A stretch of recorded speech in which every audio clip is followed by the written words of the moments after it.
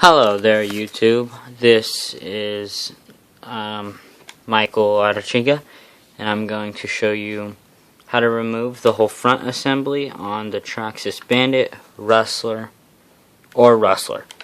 And it's pretty simple. The only tools that you'll need are included.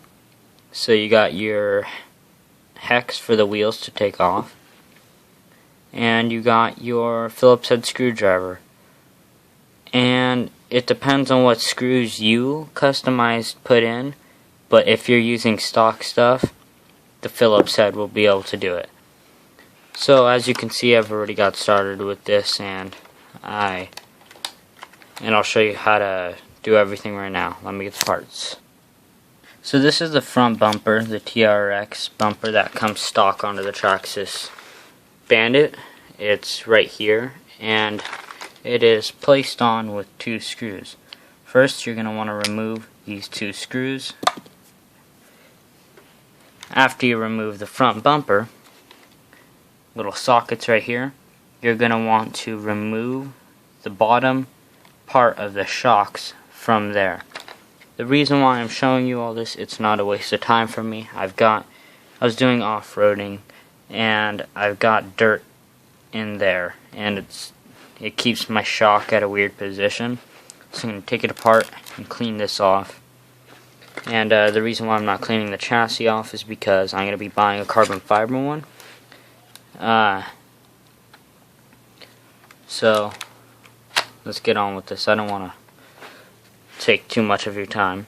So now you're going to want to remove these two screws right here for the shocks. You're going to want to take the shocks off completely.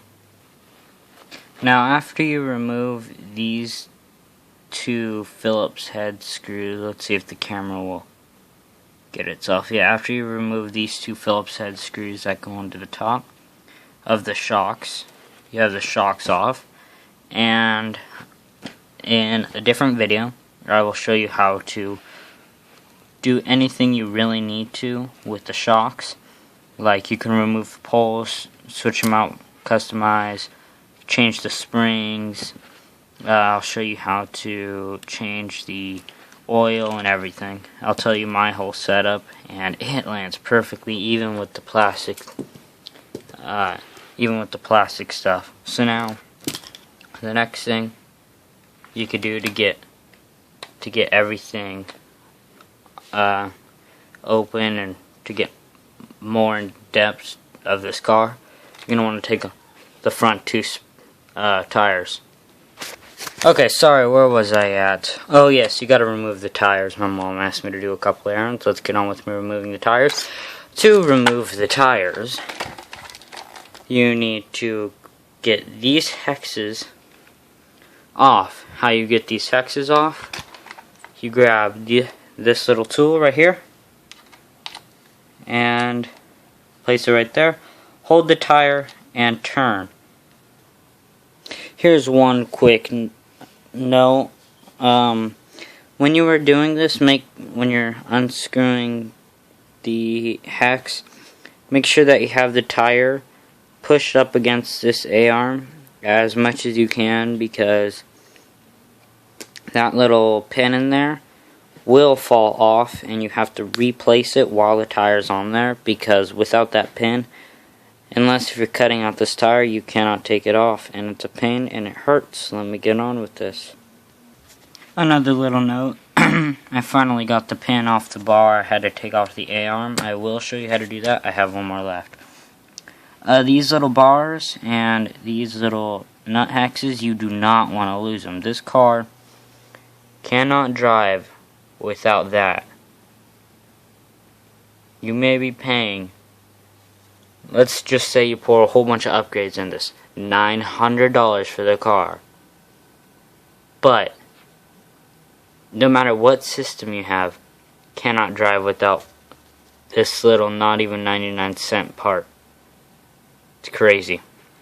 No, I haven't spent $900 on it.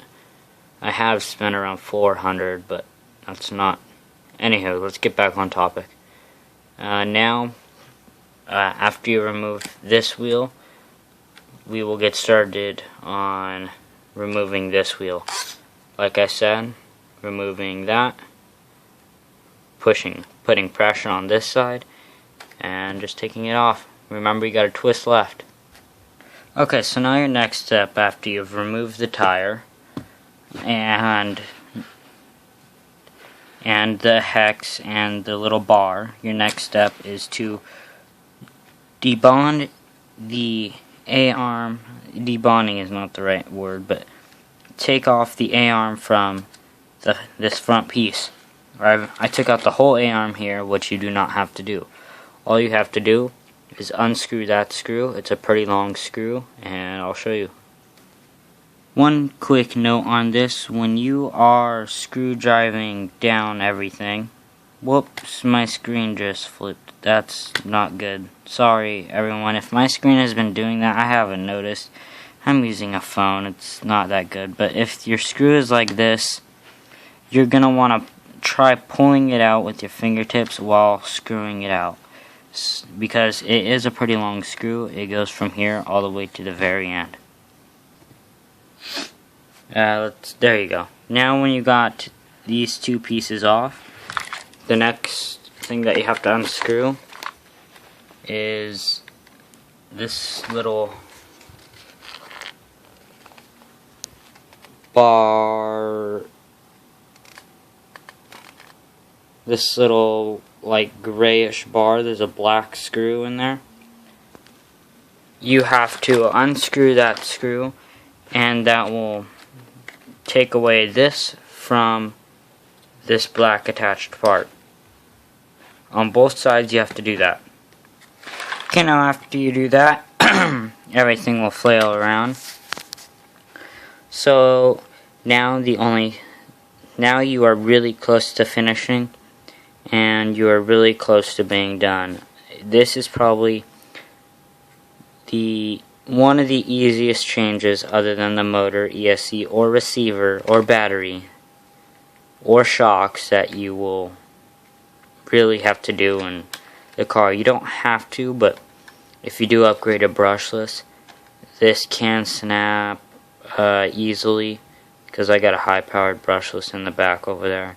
Or if you get dirt in there, you have to clean it out. That's my situation.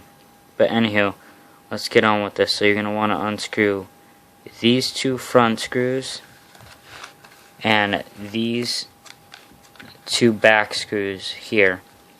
Take out this plate, and then I'll tell you what else to do.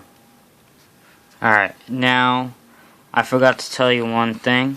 Since the servo is connected to these little arms, you're going to want to unscrew that screw near the white plastic on both sides. And you do not have to do this, but this is to my sort of convenience. I like doing this. It's a lot easier. You do not have to do this again. Voila! Okay, so you got that unscrewed, and now you only have these two parts right here.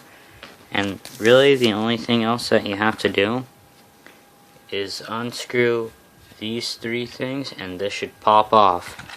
Replace it all back together, and that will be in my part 2 video. Peace. Gotta go.